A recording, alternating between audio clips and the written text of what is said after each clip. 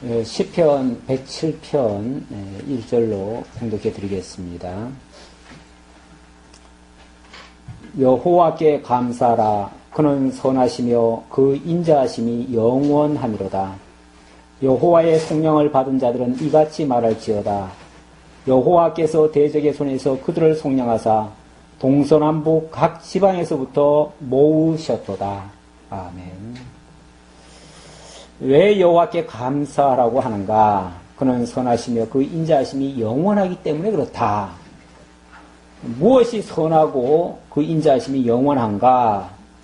여호와의 속량을 받은 자들이 여호와께로부터 속량을 받았기 때문에 그렇게 한다.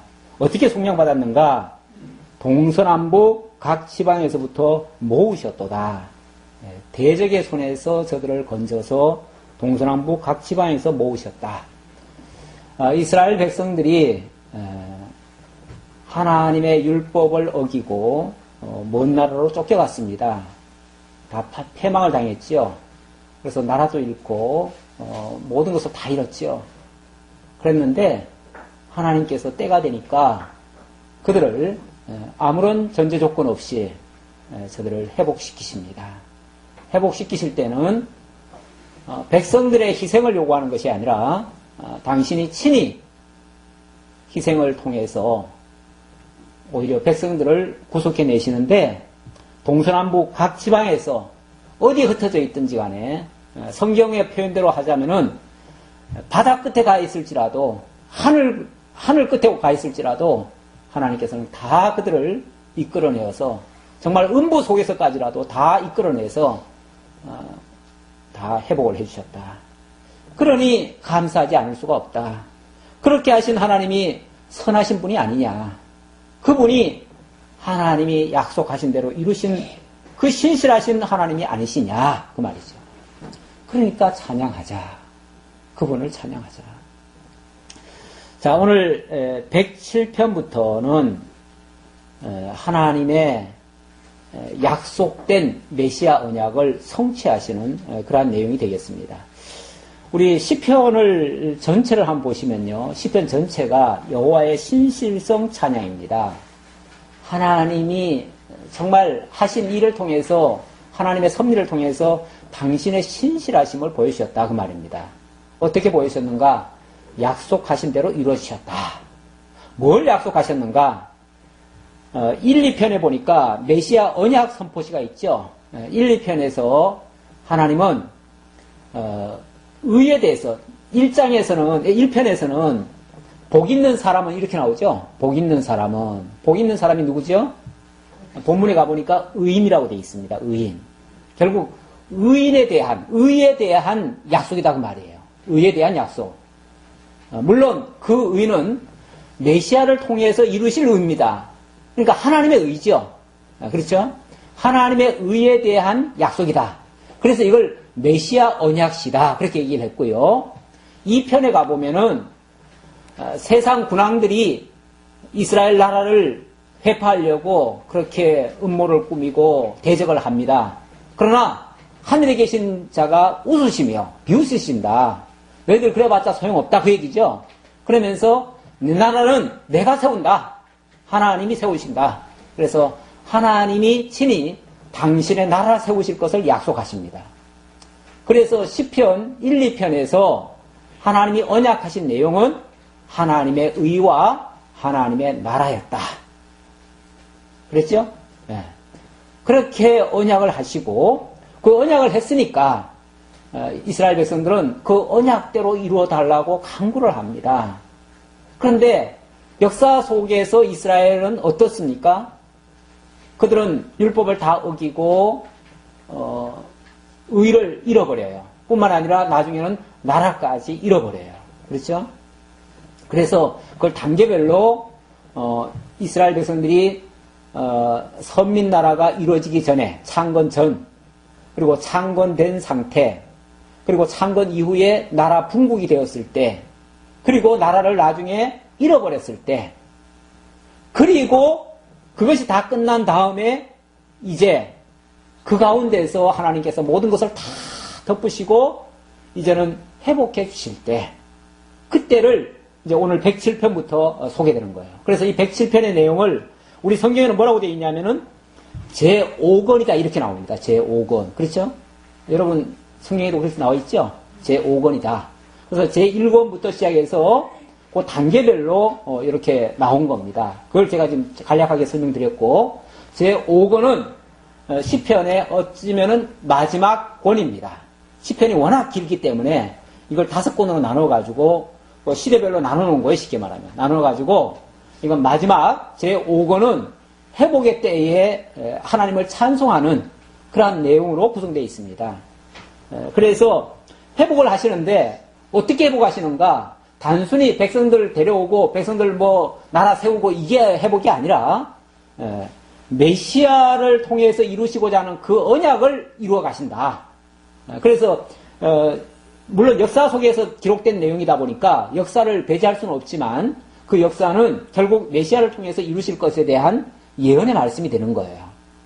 그래서 우리는 그 메시아 예언 성취까지를 사실은 설명해드려야 맞는 내용인데 어쨌든 역사를 배경 삼아서 얘기를 했기 때문에 그 역사를 우리가 빼뜨릴 수는 없습니다. 그래서 그 역사 속에서 설명을 해드리게 되는 겁니다. 자, 이렇게 하나님을 찬양해야 되는 이유, 바로 하나님께서 선하시고 인자하심을 보여주셨기 때문에, 그래서 신실함을 보여주셨기 때문에 속량받은 자들은 동서남북 각 지방에서부터 모험을 받아서 하나님께 찬양할 수밖에 없다 그랬습니다. 자, 그리고 4절부터 봅시다. 4절부터 그들이 광야 사막길에서 방황하며 거주할 성읍을 찾지 못하고 줄이고 목이 말라 그들의 영혼이 그들 안에서 피곤하였도다. 이에 그들이 근심 중에 여호와께 부르짖음에 그들의 고통에서 건지시고 또 바른 길로 인도하사 거주할 성읍에 이르게 하셨도다. 항상 그 하나님의 은혜를 기억하려면요, 바로 되어진 일만 가지고 은혜가 생각나지 않습니다. 우리는요, 무슨 일이 되어지면 그것이 하나님의 은혜다라고 생각하기 전에 어쩌면은 우연히 이루어졌든지 아니면 자기가 뭘 잘해서 이루어졌든지 이렇게 생각하기가 쉬워요. 그리고 아니면은 나쁜 일이면은 누구 때문에 그랬을 것이라고 이렇게 또 판단하기가 쉬워요. 그래서 그 책임을 또는 그 공로를 사람에게 돌리고 하나님은 생각지 않습니다. 그러면 그것이 은혜로 다가오질 않아요. 하나님과는 거리가 먼 얘기가 돼요. 그냥 내 이야기예요. 내 주변 이야기고. 이렇게 되면 하나님 배울 기회는 없습니다. 그런데 하나님은 무슨 사건이 있든 간에 그것이 하나님으로 말미암았음을 기억하게 하려고 그 과거에 하나님이 역사하셨던 것을 상기를 시켜줍니다. 그래서 이 시편에도 보면 매번 무슨 이야기 하다가 과거 역사를 한 번씩 들춰내요. 그래가지고 너희들 과거에 이렇지 않았느냐. 그럴 때 하나님의 은혜가 아니고서 너희들이 어떻게 살았겠느냐. 이런 얘기를 하는 거죠. 그러면서 하나님이 너희를 이제까지 여기까지 인도에 오셨다는 사실을 다시 한번 상기시켜 줍니다. 그러면서 8절에 보니까 여호와의 인자하심과 인생에게 행하신 기적으로 말미암아 그를 찬송할지로다. 그렇게 해오신 일들이요, 지나놓고 보니까 여호와의 인자하심이고 인생에게 행하신 기적이었다. 기적이었다. 우리 가끔씩 그런 생각을 해요. 나는 옛날에 제가 사실은 굉장히 소극적인 사람이에요. 어떤 면에서 소극적인데, 또 뭐 하려고 하면 또 적극적으로 나서긴 하는데, 그렇게 하기 전까지는 생각은 굉장히 어떻게 보면 소심해요. 소심해서 처음에 서울에 왔는데, 신도림에 가보니까 얼마나 사람이 가득 차 있는지, 야, 이 많은 사람들이 어떻게 저렇게 먹고 사나. 다 먹고 살 텐데 어떻게 사나. 그런데 사실은 우리는 굉장히 형편이 어려웠거든요. 이렇게 사람들이 다 사는데 우리는 왜 이렇게 어려운가. 그러면서 참 신기하다. 그 많은 사람들이 다 사는 것도 신기하고 정말 놀랍다. 이런 생각을 제가 해본 적이 있는데, 사실은 돌이켜보니까요, 신기하지 않은 게 없어요. 기적 아닌 게 없어요. 다 기적이었어요. 사실은 위기도 많이 있었지요. 예. 뭐 사고도 여러 번 있었다고도 볼 수 있고요. 예. 정말 죽음의 고비도 몇 번 있었다고도 볼 수 있고요. 물론 남들이 봤을 때는 안 그럴 수 있지만 내 당사자 입장에서는 그게 죽음의 고비였지요, 사실은. 근데 그런 것들을 다 지나왔는데 지나온 걸 생각해 보면 이게 하나님의 기적적인 역사가 아니고는 그럴 수 없었다라는 게 고백하지 않을 수가 없습니다. 사실은 알고 보면 하나님과 연관 지어보면 하나하나가 기적이 아닐 수가 없어요. 어떤 사람은 아침에 일어나는 것도 기적이라고 그래요. 그러잖아요. 기적, 그것도 기적이고 정말 저녁 때 잠자리에 드는 것도 기적이고 이렇게 잠들면 내일 아침에 일어날까 또 생각할 수도 있어요, 사실은. 그런데 또 하루를 살게 되잖아요. 어떻게 살까 싶어도 또 지나놓고 보면 다 살았잖아요. 하루하루가 다 기적이 아닌 것이 없어요. 이스라엘 백성들이 광야에서 하늘에서 내리는 만나만 기적이라고 생각했지만 천만에요. 오늘 우리가 숨 쉬는 것도 다 기적이에요. 지금요, 우리나라 이번에 뭐 원자력 발전소 뭐 불량품 많이 썼다고 그러잖아요. 그 발전소 하나만 폭발해도요, 웬만한 지역의 사람들은 다 죽습니다. 하나만 터져도. 근데 우리나라만 해도 그게 뭐 23개인가 그럴 거야, 아마. 쉽게 말하면 원자 폭탄을 우리가 23개 안고 있는 거예요. 예를 들자면. 예. 거기에 온갖 불량 부품을 다 쓰고 있는데도 안 터지는 것도 사실은 신기한 거예요, 사실은. 신기하게 살고 있는 거예요, 지금. 이게 지금 우리나라만 그런 게 아니고요. 전 세계적으로 그렇습니다, 지금. 전 세계적으로. 지금 스스로 인류가 이게 무슨 그게 엄청나게 뭐 좋은 영향을 준다고 해가지고 그게 문화 혜택을 받는다고 해가지고 그걸 지금 해놨지만은 사실은 스스로 다 폭발할 폭탄을 지금 안고 있는 거예요, 사실은. 어떻게 될지 몰라요. 그 소련의 그 체르노빌 그거 하나 터져가지고도 지금 수십 년이 지났지만 아직도 거기에 생명체가 제대로 못 삽니다. 못 살아요. 그나마 거기는 콘크리트로 다 덮었어요. 덮었으니까 그나마 조금 그게 좀 퍼지는 게 좀 덜하지. 일본은 지금 아직 그대로 놔두고 있어요. 손을 못 써요, 손을. 예. 이런 지금 정말 어떻게 보면 무슨 핵폭탄 위에 지금 우리가 지금 얹혀 있는 건데 하루하루 살아가는 것도 사실은 다행이에요. 신기한 거예요. 기적이에요. 물론 그 기적을 맛보시게 하려고 기적을 맛보시게 하려고 위험천만한 곳으로 우리가 지금 가고 있는 거죠. 광야가 따로 광야가 있는 게 아니고 세상이 광야예요. 이 세상 자체가 지금 광야를 지금 우리가 거닐고 있어요. 그 매 순간 반성에서 물 나오는 걸 경험하고 정말 하늘에서 만나 내리는 걸 경험하는 거예요, 사실은. 우리가 지금 매일같이 어디서 이게 나겠어요? 어디서 이 먹거리가 나와가지고 지금 우리를 다 먹여 살리겠어요? 신기할 정도로 지금 기적을 맛보고 있는데, 야, 그 시대 사람은 참 좋았겠다. 하늘에서 만나도 내리고.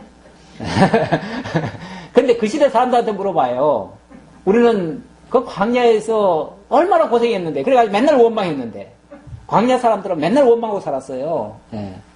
마찬가지예요. 오늘도 이걸 하나님의 역사로 깨닫지 못하면 우리도 원망하고 살아요. 똑같아요.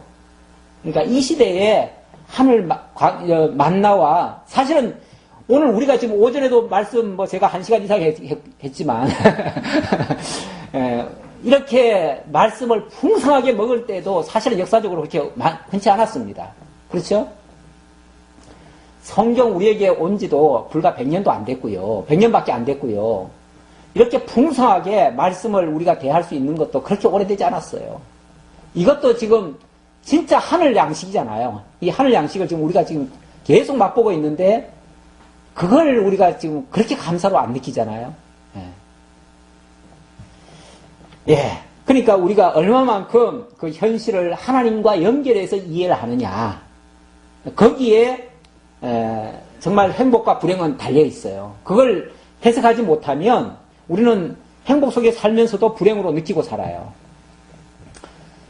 자, 계속 9절입니다. 그가 사모하는 영혼에게 만족을 주시며 줄인 영혼에게 좋은 것으로 채워주심이로다. 사모하는 영혼, 줄인 영혼. 이 말씀은요, 배부른 자에게 임하지 않습니다. 풍요로운 자에게 임하지 않습니다. 세상 것으로 넉넉한 자들에게는 이 말씀의 그 갈급함이 없어요. 말씀이 뭐 필요해요? 그냥 세상 거로 넉넉한데요. 그런데 어떤 면에서 하나님이 우리를 광야를 거치게 하면서 좀 아쉬운 것도 있고 불편한 것도 있고 힘든 것도 있고 그것 때문에 하나님 앞에 호소하게 되고 거기서 하나님의 정말 꿀맛 같은 그런 응답도 받고 그래서 위로를 받는 거예요. 그런 영혼에게 그래서 우리가 하나님 앞에서는요 좀 가난할 필요가 있어요. 물질적으로 가난하는 게 아니라 심령적으로 좀 가난해야 돼요. 그래야 좀 갈급하고 뭔가 좀 필요하고 간절하고 애타하고 좀 이런 게 있어야 하나님의 말씀도 들려오고 말씀이 정말 아무리 길어도 꿀송이 같이 들리고 안 그러면은 이건 뭐 별의별 투정이 다 나오죠.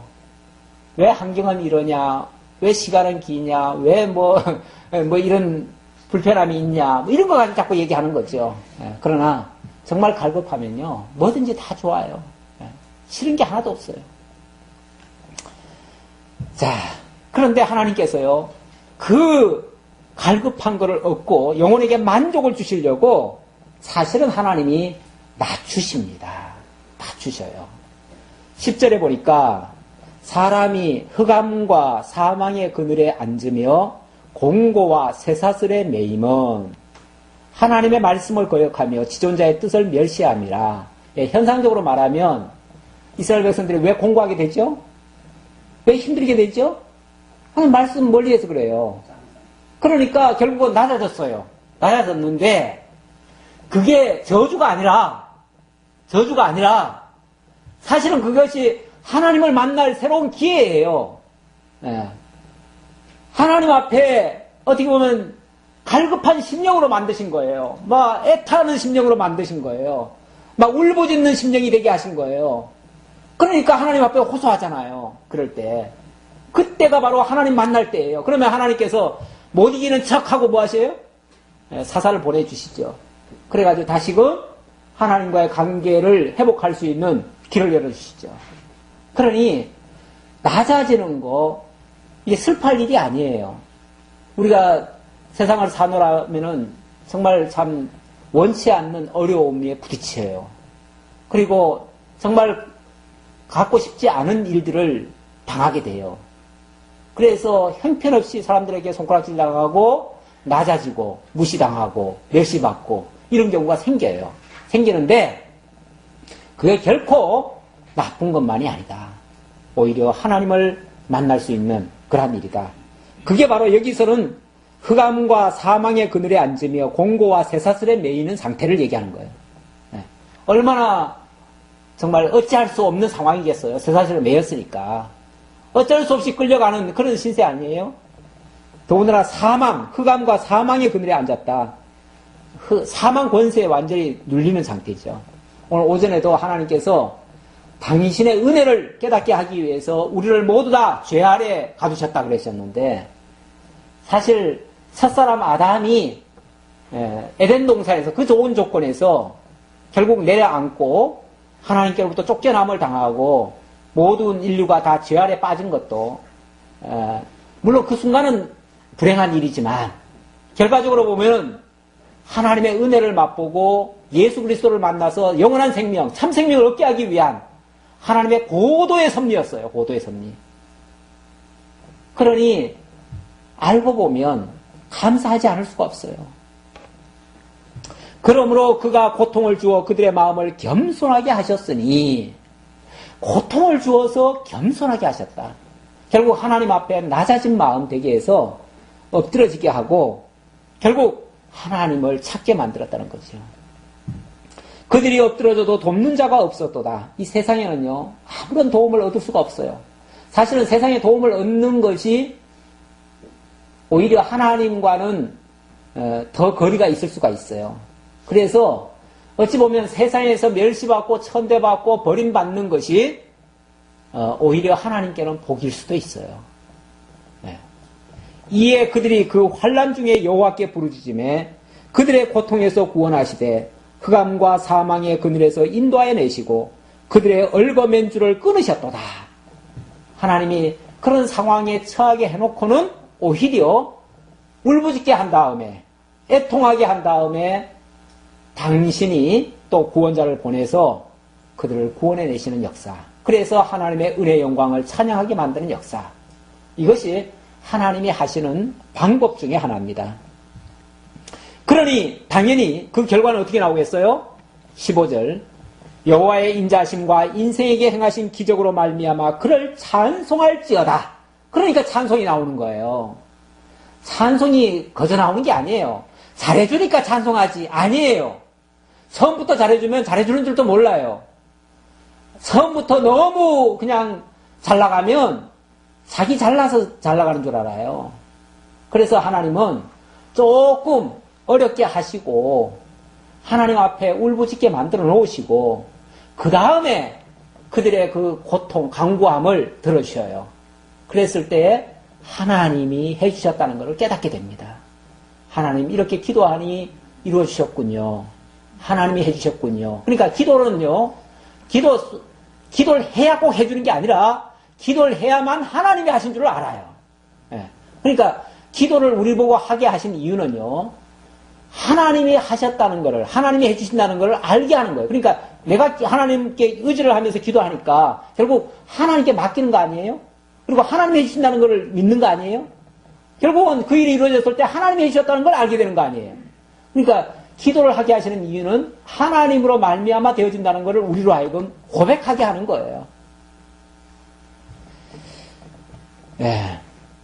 그래서 기적으로 말미암아 그를 찬송할지어다. 인생에게 행하신. 그런데 하나하나 그 문제를 해결하는 것이 인생에게 행하신 하나님의 기적이에요. 기적.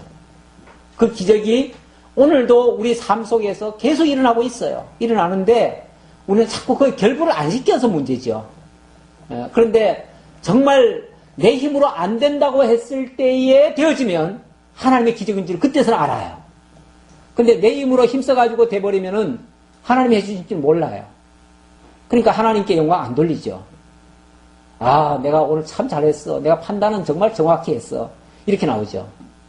자기가 잘한 줄로 착각을 하는 거죠. 그건 기적이 아니죠. 그건 기적이 아닌데, 하나님이, 그러니까 내가 할 수 없는 그 일을 하나님이 이루어주셨다라고 깨닫게 되면, 정말 이건 하나님의 기적이었다라고 고백하지 않을 수가 있는 거죠. 그가 논문을 깨뜨리시며 세빗장을 꺾으셨도다. 논문, 세빗장, 이거는 도저히 우리가 풀 수 없는 거 아닙니까? 그렇죠? 아, 우리가 무슨 힘으로 논문을 깨뜨리고 세빗장을 풀겠어요? 그런데 하나님 풀어주셨다는 거죠. 내가 할 수 없는 그 일을 풀어주셨다는 거죠. 미련한 자들은 그들의 죄악의 길을 따르고 그들의 악을 범하기 때문에 고난을 받아 그들은 그들의 모든 음식물을 싫어하게 되어 사망의 문에 이르렀도다. 미련한 자들은 계속 미련한 길을 가다가 결국 사망에 이르게 된다. 이에 그들이 그들의 고통에 때문에 여호와께 부르짖음에 그가 그들의 고통에서 그들을 구원하시되 그가 그의 말씀을 보내요. 그의 말씀을 보내요. 자, 고치는 방법이 뭔가? 문빗장을 여는 방법이 뭔가? 그가 그의 말씀을 보내서 결국 말씀의 능력으로 치유한다는 겁니다. 사실 모든 해결의 방법은요, 무슨 주술로 되는 게 아니에요. 내가 어떻게 한다고 해서 되는 게 아니에요. 결국 하나님의 말씀이 치료하는 거예요. 그러니까 우리가 기도하거나 이런 것들은요, 그거는 하나님께 맡기는 어떤 상태를 얘기하는 거지, 그 자체가 치료하는 게 아니에요. 치료는 하나님의 말씀이에요.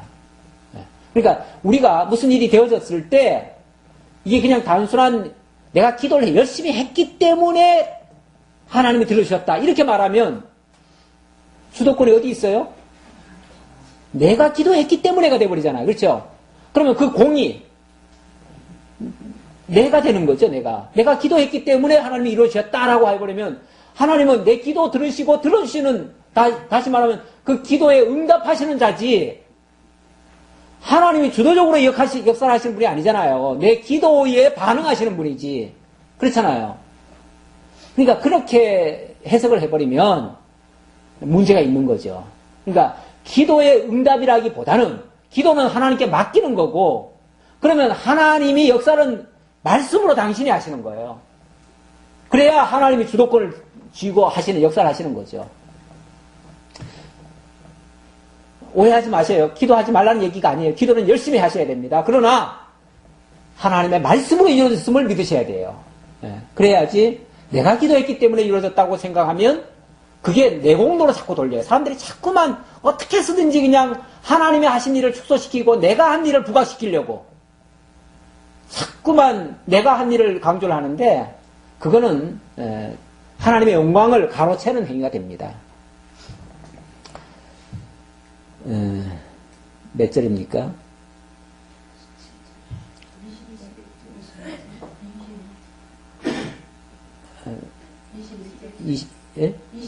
21절 맞아요? 네, 21절.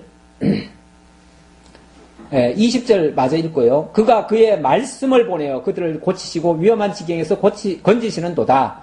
여호와의 인자하심과 인생에게 행하신 기적으로 말미암아 그를 찬송할지어다. 거듭해서 그게 하나님의 기적이다. 하나님이 인생에게 행하신 기적이다. 그러니 어떻게 해야 되는가? 감사제를 드리며 노래하여 그가 행하신 일을 선포할지어다. 왜 그러면 하나님 그렇게 하셨는가? 우리 보고 뭐 하라고요?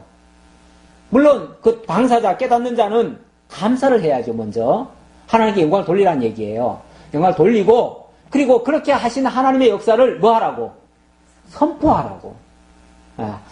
하나님이 하신 일을 우리에게 깨닫게 하신 이유는요, 우리로 하여금 그의 역사를 전하게 하기 위해서입니다.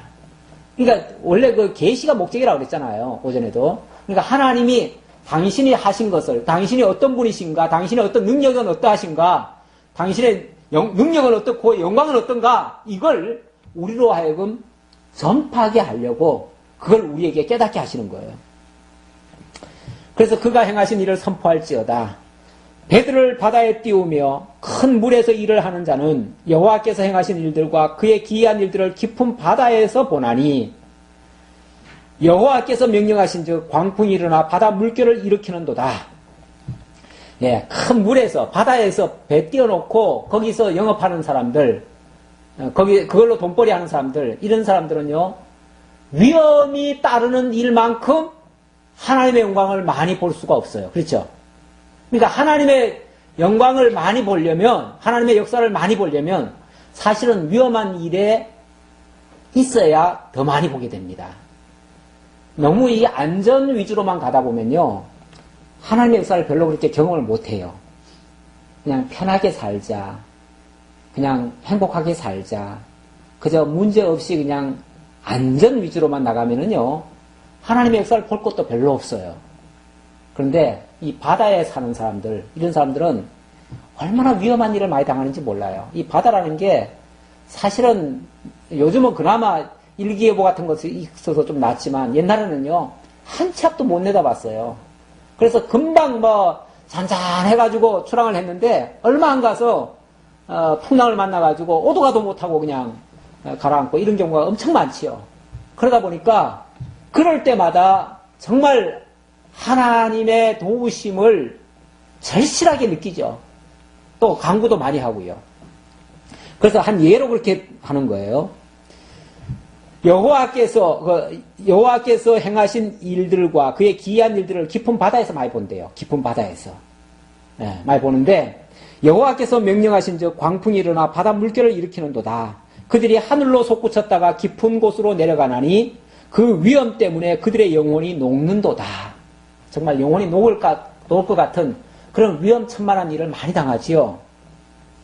그들이 이리저리 구르며 취한 자같이 비틀거리니 그들의 모든 지각이 혼돈 속에 빠지는도다. 사람이요, 우리가 이렇게 좋을 때는 말씀 들으면서, 그래, 하나님의 말씀대로 이루셨어. 그래, 무슨 일이 있으면 이제는 하나님께 구해야지. 그리고 무슨 일이 있으면 정말 하나님께 감사해야지. 그러다가 사건 딱 만나면요. 그런 계산도 못해요. 계산도 못하고 당장 뭐예요? 아이고 아버지 그냥 나 죽겠어. 이 소리만 하는 거죠. 그냥 뭐 하나님이고 뭐고 이제 그때는 생각이 안 나요. 까마득하게. 계산도 안 돼요. 예. 이게 이제 모든 지각이, 그러니까 이리저리 구르며 취한자같이 비틀거리니 그들의 모든 지각이 혼돈 속에 빠지는도다. 뭐 분간도 안 돼요. 예. 이게 뭐 하나님 역사인지 뭔지도 모르겠고 그냥 뭐 어찌할 줄은 모르는 거죠. 예. 그런데 이에 그들의 고통 때문에 여호와께 부르짖음에 그가 그들의 고통에서 그들을 인도하여 내시고 광풍을 고요하게 하사 물결도 잔잔하게 하시는도다. 그들이 평온함으로 말미암아 기뻐하는 중에 여호와께서 그들이 바라는 항구로 인도하시는도다. 그렇게 어려운 상황, 지경, 그리고 자기들 힘으로 도저히 제어할 수 없는 그런 상황에 빠져가지고 이러지도 저러지도 못하고 이제 마지막으로 이제 하늘만 쳐다보고 이제는 뭐 내 생명은 하나님께 맡겨졌다. 하나님이 죽이시면 죽고 이제는 뭐 살리시면 살리고 이제 하나님께 다 맡길 수밖에 없다. 이런 이제 어떻게 보면 자포자기 상황에 빠졌는데 그때 하나님께서 건져주시면 그러면 이제 그제서야 뭐가 되는 거죠? 네. 그러면 이제 진짜 하나님이 하셨다는 걸 알게 될 것이고 그러는 가운데서 하나님이 그들이 바라는 항구로 인도하신다. 오히려 결국은 지나놓고 보니까 그 풍랑 때문에 오히려 더 빨리 목적지까지 도달할 수 있는 그런 결과가 되어지는 오히려 그 풍랑 아니었으면 정말 맛보지 못할 그러한 새로운 것도 맛보게 되고 또 소득도 얻게 되고 물론 잃을 것도 있겠죠. 어쩌면 물질은 잃을 수 있을 거예요. 물질은 좀 잃고 영적인 것은 더 많이 얻게 되고 이렇게 되겠죠. 그래서 소기의 목적을 달성하게 되어진다. 우리 하나님이 때때로 우리가 피할 수 없는 그런 환경 속에다 몰아넣고 그래서 내 모든 생각과 계획과 모든 마음들을 다 내려놓게 만들고 포기하게 만들고 그리고 하나님만 전적으로 의지하게 해가지고 결국 내 뜻은 못 이뤘지만 하나님의 뜻을 이루는 그런 결과로 만들어갈 수 있습니다. 어쩌면 그런 역사 속에서 진정한 하나님에 대한 신앙이 만들어져 가는지도 모릅니다. 자, 31절부터요. 이렇게 구원하시는 하나님의 이 구원의 역사를 농부에 비유해서 노래하는 장면인데요. 여호와의 인자하심과 인생에게 행하신 기적으로 말미암아 그를 찬송할지로다. 이제 이렇게 하시는 일들이요. 이제 계속 반복적으로 어떻게 보면은 마치 후렴하듯이 노래할 때 후렴하듯이 계속 반복적으로 얘기를 합니다. 이게 사건이 다르고요. 형편이 달라도 어찌 보면 목적은 같아요. 결과도 같아요, 사실은. 결국은 하나님의 선하심과 인자하심을 드러내시는 거고 그것이 인생에게는 하나님이 인생에게 행하신 기적이에요. 기적적인 사건들이에요. 이거를 농부에 비유해서 좀 노래하는데요. 과거에 이런 사건들도 있었지요. 백성의 모임에서 그를 높이며 장로들의 자리에서 그를 찬송할지로다. 여호와께서는 강이 변하여 광야가 되게 하시며 샘이 변하여 마른 땅이 되게 하시며 그 주민의 악으로 말미암아 옥토가 변하여 염전이 되게 하시며 또 광야가 변하여 못이 되게 하시며 마른 땅이 변하여 샘물이 되게 하시고 줄인 자들로 말미암아 거기에 살게 하사 그들이 거주할 성읍을 준비하게 하시고 계속 말씀이 이어지는데요. 우리 하나님께서 인도해 주시는 그 과정에 보면 이런 일들이 있다는 거예요. 강이 변해서 광야가 되게 하고 샘이 변해서 마른 땅이 되게 했다. 이거는 좋은 환경을 아주 악한 환경으로 만들어가는 거죠. 사실 환경적으로만 말하면요. 애굽 땅이 괜찮은 땅입니다. 애굽 땅이 거기가 무슨 강이 있죠? 나일강이 있어가지고 거기가 아주 곡창지대고요. 상당히 괜찮은 지역이에요. 이스라엘 백성들이 그 중에서도 고센 지역에 살았잖아요. 고센 지역이면 거기가 아주 상당히 그 수풀이 초목지가 잘 돼 있고 그런 곳이에요. 그러니까 괜찮은 환경에 살았죠. 그런데 살다가 하나님이 구원해 주신다고 하시면서 데려다 놓은 데가 어디예요? 사막, 광야. 네. 가도 끝도 없는 그런 광야에다가 딱 데려다 놨어요. 근데 말씀은 뭐라고 그래요? 내가 너희를 구원해 줬다. 이제부터 너희는 자유다. 그러는 거예요. 근데 말이 자유고 말이 구원이지, 이거는 완전히 절망 상태죠. 오죽하면은 그 애굽 사람들이 거기서 그렇게 지겹게 종살이 하면서 그렇게 고통스럽게 살았지만 그 광야에 데려다 놓은 걸 그러면 자유가 좋다고 해야 되는데 그게 아니라 우리가 매장지가 없어서 여기다 갖다가 다 죽이려고 여기다 데려왔느냐. 차라리 거기서 종살이 하면서 거기서 주는 뭐라고 할까, 거기서 주는 그런 음식, 그거 먹는 게 차라리 낫지 우리를 이 아무것도 없는 이런 곳에다 데려놨느냐 그러면서 불평을 했잖아요. 어찌 보면 강을 광야로 만들고 샘을 반석으로 만들어 놓은 꼴이죠. 그게 하나님이 하신 일이에요. 하신 일인데 그 환경만 보면은 원망거리죠. 원망거리가 돼요. 그 주민의 악으로 말미암아 옥토가 변하여 염전이 되게 하시며, 옥토를 변해가지고 염전을 만들어놨다. 염전은 진짜 이건 아무짝에도 못 쓰는 거 아니에요? 그렇죠? 물론 지금은 뭐 소금도 괜찮다고 치지만 옛날에는 옥토가 그래도 낫지 염전을 만들어 놓으면 못에 쓰겠어요. 그건 완전히 몹쓸 때 만들어 놨다는 거죠. 그런데 우리 하나님은 이걸 또 다시 또 바꾸십니다. 어떻게? 또 하는 말은 그걸 다시 한번 또 어떻게 바꾼다는 거죠. 어떻게? 광야가 변하여 못이 되게 하시며 마른 땅이 변하여 샘물이 되게 하시고, 이제 정반대로 바꾸시는 거예요. 그러니까 잘 한번 생각해 보세요. 하나님이 좋은 환경 속에서 살던 사람들을, 사실은 좋은 환경이지만 사실은 종살이 했지요. 냉정하게 말하면 좋은 환경은 아니죠. 그러나 보기에 좀 괜찮은 거죠. 거기 살던 백성들을 이끌어다가 어디를 갖다 놨어요? 광야에 갖다 놨어요. 굉장히 극한 상황에 갖다 놨죠. 거기서 막 못살겠다고 부르짖으니까 하나님이 또 뭘로 바꿔줬어요? 다시 또 옥토가 되게 하시는 거예요. 또 못이 되게 하시고, 또 강이 되게 하시고, 또 하늘에서 만나가 내려오게 하시고, 이렇게 하시는 거예요.